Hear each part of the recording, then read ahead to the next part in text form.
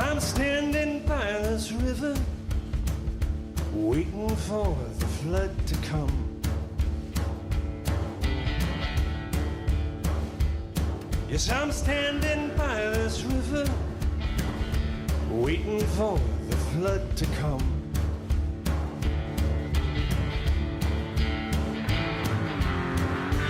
You won't break my heart, so I don't stand a chance.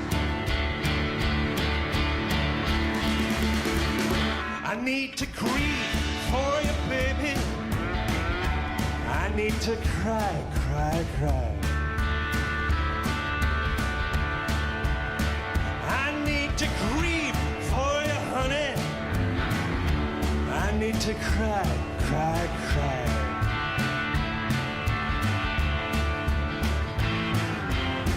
'Cause you won't break my heart. I don't stand a chance.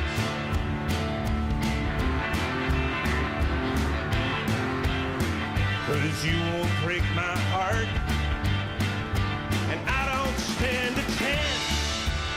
I don't stand a chance. I don't stand a chance. And I don't stand a chance.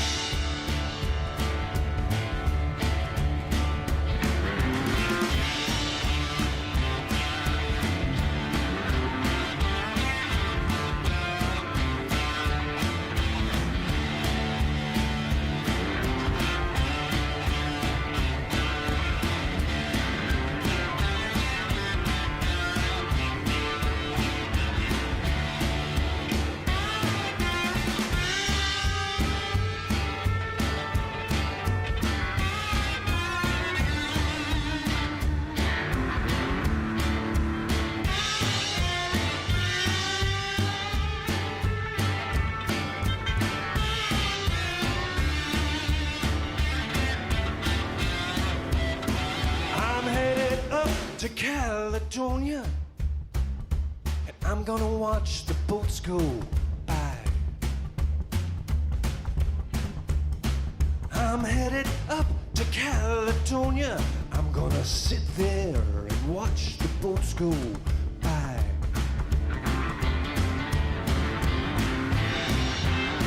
'Cause you won't break my heart, and I don't stand a chance.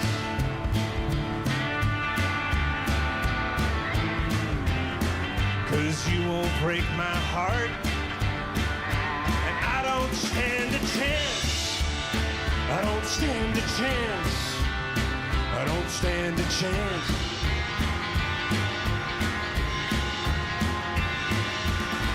I don't stand a chance. Hey, I don't stand a chance. If you won't break my heart, I don't stand a chance. I don't stand a chance. Hey, I don't stand a chance. If you won't break my heart, I don't stand a chance. I don't stand a chance. Hey, I don't stand a chance. If you won't break my heart, I don't stand a chance. I don't stand a chance. I don't stand a chance.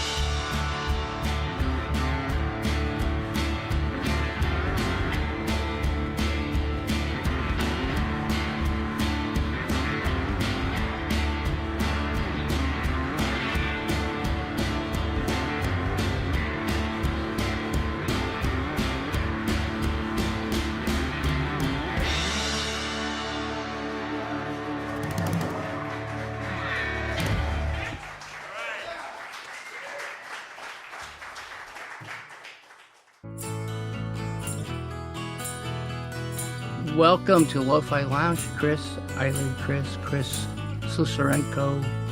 And I reached out to you because I really like the revolutions per movie model. Thanks. It is so well done. And I met Chris when Eyelids they played at Lo-Fi Lounge.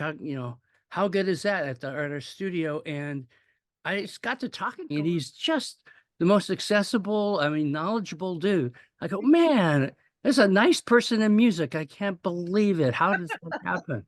Yeah. Revolutions per movie. It's an eclectic, electric, informal, informative, in color. It's widely varying interviews about music, movies, creativity, and life. It always ends up a little deeper than maybe you anticipated. And Yeah, I think it's true. I mean, I'm very lucky, just like Victor and you. I started at a young age in a time where people were accessible, and in the underground, you just made friends, sure, and it was the circles got bigger and bigger as we continued to make music. Um, but the podcast came about because for decades I owned an independent movie store, a video rental store in Portland, Oregon. yeah, So, and I was really proud of it, but I was really proud of my music section, which I felt was a section in most video stores that was neglected. yeah, And so I had just the most amazing collection of stuff. And, I had to close it obviously as the times were changing. Um, but I always missed kind of being like a video bartender and talking to people about like, what are you watching? And I'd be like, oh, this is like Hawkwind, and like yeah, just, fun conversations and turning people on the stuff and always trying to learn. Like you can't know everything. And so being on tour with the being on tour with Victor and Eyelids, as you know, Victor has so many stories and I have so many stories. And we were just talking in the van and I just thought, I need to do something where we're discussing this. And I was like, what? But I don't want to have a music podcast. So I decided to narrow it down and just have it be about my obsessions, which is film and music. So the podcast is about talking to artists who pick their favorite music documentary, music narrative film, or a series of videos by a certain artist like Devo or whatever. yeah, And you're right, it gets really heartfelt because the things people pick resonate to the core with them, and things come out that are really emotional for them. yeah. And I understand. I'm a person. I cry at the drop of a hat with music. I saw the Velvet Underground documentary with Victor. I started crying in the street just because I was overwhelmed by the story and just how much of it is just chance, people meeting that shouldn't have met and creating something beautiful. Right. And so, yeah, I appreciate the kind words. I'm working really hard on it, but I'm really proud of like just the vast type of guests I've had, and what their interests are. First one we did was about Dig, the Dandy Warhol Oh, okay. Brian Jonestown Massacre um, film, which is just getting reissued. And what was really interesting was that I had on the tour manager for Brian Jonestown Massacre during that era worked at my video store. So I saw an early cut of that film Yeah, when it was supposed to be an MTV pilot. It was going to be a weekly series because reality shows were just starting to really heat up. And so to have him come in and be like, this film is a lie. This film is like out of, taking all these different things out of context.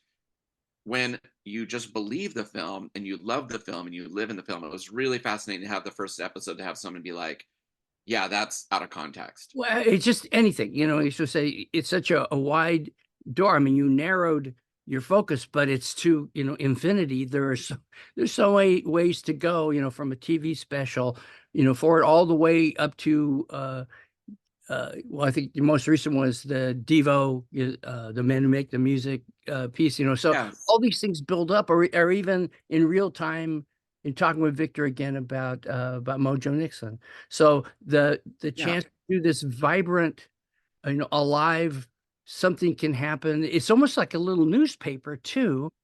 What it reminds me of a little bit when I'm even watching the first one, were all these 33 and the third books, right? These little things come out Yes. on like, oh, there's these little tiny books and they're kind of overpriced, but they're great.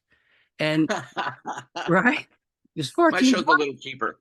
Yeah, yeah, it should be, it should be 11 bucks, not 14. But it is, you go here, it's Exile Main Street, and you go through it. But just to hear this person living inside that album, it's still one person's experience. And so it's sort of the width, it's the content, but whoever you're with that starts to spring this relationship, or that by the end of those hour segments, you guys are at a different place than maybe you started.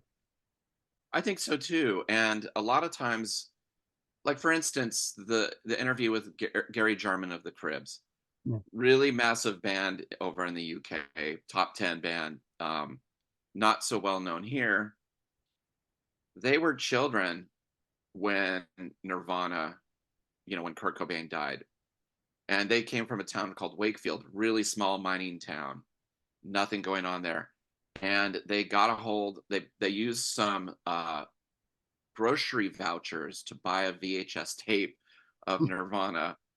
Um, and everything about the band, the Cribs, they learned from this videotape. And to have Gary be like, you don't understand, this was like a total lifeline to me and my brothers. We didn't know things could be differently. We didn't know that, if things as naive as being like, hey, we don't have to take guitar lessons anymore. We can buy a distortion pedal Yeah. and like, it looks about like the same size of an amp we have. And it just, and things like Nirvana not doing encores. They were like, we've never done an encore because of this VHS tape we saw when we were 11. And so just so heartfelt. And then in the meantime, I'm like, well, Nirvana were just like a local band for us. Yeah. Like they played all the time here. They were just a band in the Northwest that were Right. great, but we didn't expect them to become great. And so he's looking at it being like, you played with Nirvana and you were on Sub Pop and I've seen, Dave Grohl with your band shirt on. And I'm like, yeah, because they're just there, it's so funny. So, but for him, it's like, Yeah. right?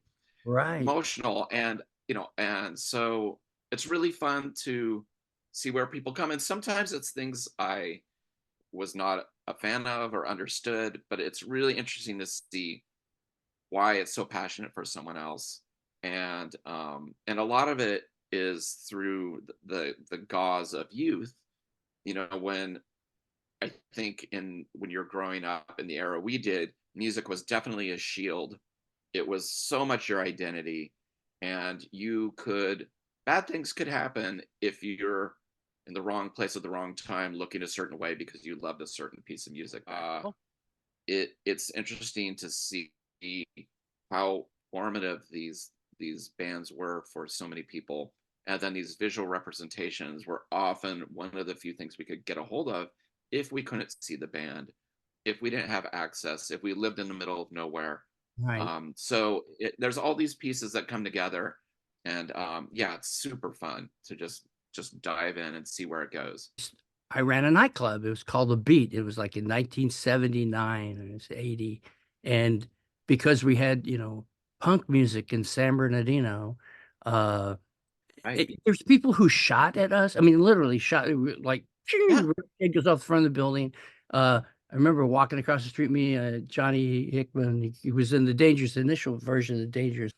We're just crossing the street and like a truck stops, the guy just yells out, "Hey, Devo," just That is so right on. The Devo interview I did with Dave Markey, who directed yes. 1991, the year punk broke, and did the Loved All Superstars with members of Red Cross. Yeah, we talked about that. I was like, Devo was a catch-all phrase for I don't know what you are, weirdo, and just the threat of it was so amazing, that music could be such a threat. And talking to like Lisa Fancher from Frontier Records, and the LA police presence that was happening, in the late 70s, early 80s, busting heads, going to the shows, going into a go-go show with with nightsticks, and have a bunch of police on horses, and just it's amazing to just think how scared people were of something that was really just a musical force. It's just doesn't happen anymore. Right. And so in a way that I was like, did I dream all that? And no, I didn't. It was a real thing. He had the conversation with John Cameron Mitchell about Gimme Mhm. Shelter. And that's already a dark subject to begin with. But Yes. you guys kind of honed in this one moment that was also my moment in kind of in music, when the Hell's Angel guy is on the side of the stage and he's just, freaking out. He's just freaking out, and you would see Mick Jagger kind of come in and out of frame. Yes.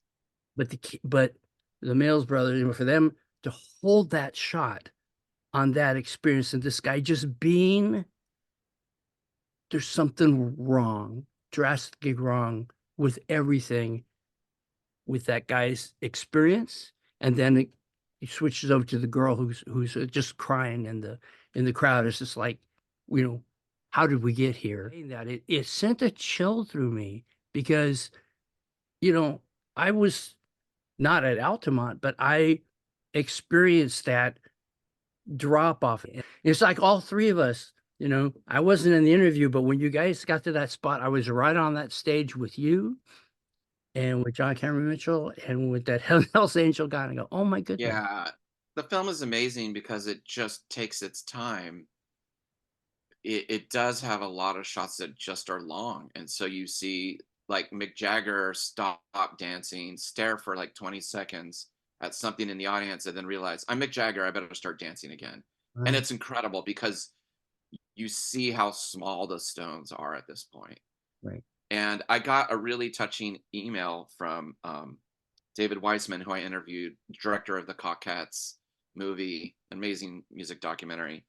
And he was part of that era and that time. And he just said that interview with John about Gimme Shelter really just got me thinking about so much. And so, I called him and we just talked for a while about it, because he was just talking about what it felt like you're talking about, something, just the grasp of something slipping away. Yeah.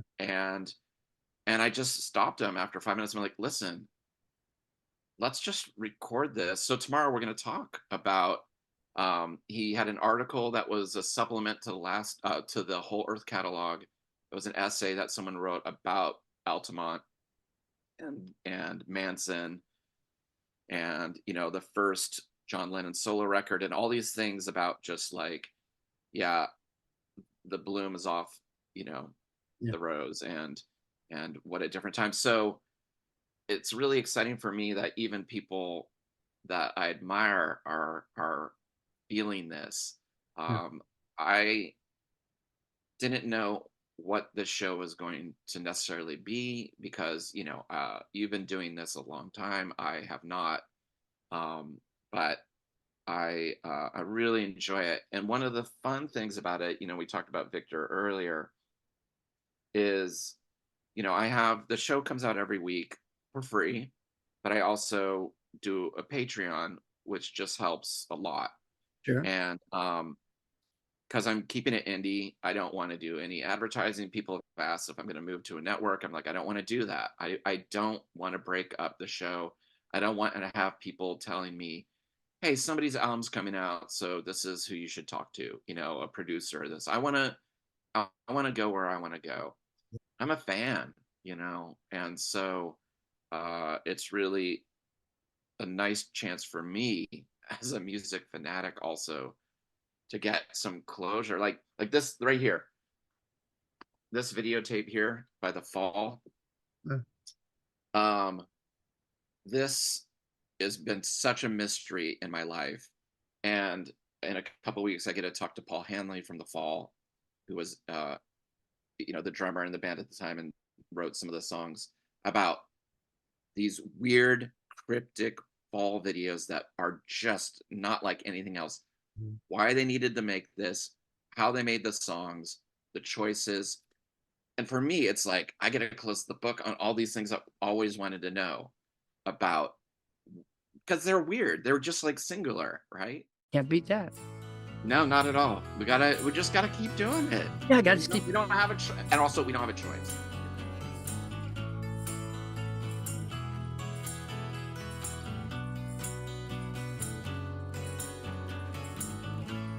Sun, it stings my eyes.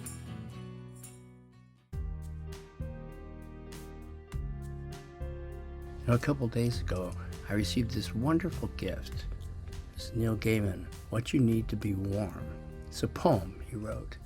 Now, he's the Goodwill Ambassador to the United Nations Refugee Agency. And in his foreword, he explains how this book came together. Winter was coming, and people were going to be cold, especially people who didn't have homes because they had fled the fighting in the countries they lived in, or because their houses, sometimes their towns or villages, had been destroyed. And we wanted to draw attention to them and to raise money to help them keep warm. I went on social media and asked people what their memories were of being warm. Tens of thousands of people replied, each with specific memory. So I took these memories and I wove them as best I could into a poem. And the themes were chosen for me by the people replying. It was a poem about coming in from the cold, about physical warmth, and about the warmth of family, of friends, of safety. So this book, this poem, is a result of that collected memories. And then he attained the power of 13 different artists to illustrate sections of the book. I recommend it highly, and following will be a film of Neil reading his poem. And I want to leave you with this last thought. Whoever you are, and wherever you are, you have a right to be here. What you need to be warm.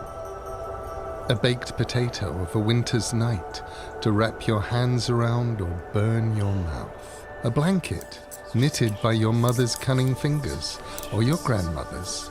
A smile, a touch, trust as you walk in from the snow or return to it. The tips of your ears pricked pink and frozen. The tink, tink, tink of iron radiators waking in an old house. To surface from dreams in a bed burrowed beneath blankets and comforters. The change of state from cold to warm is all that matters, and you think, just one more minute snuggled here before you face the chill. Just one. Places we slept as children. They warm us in the memory.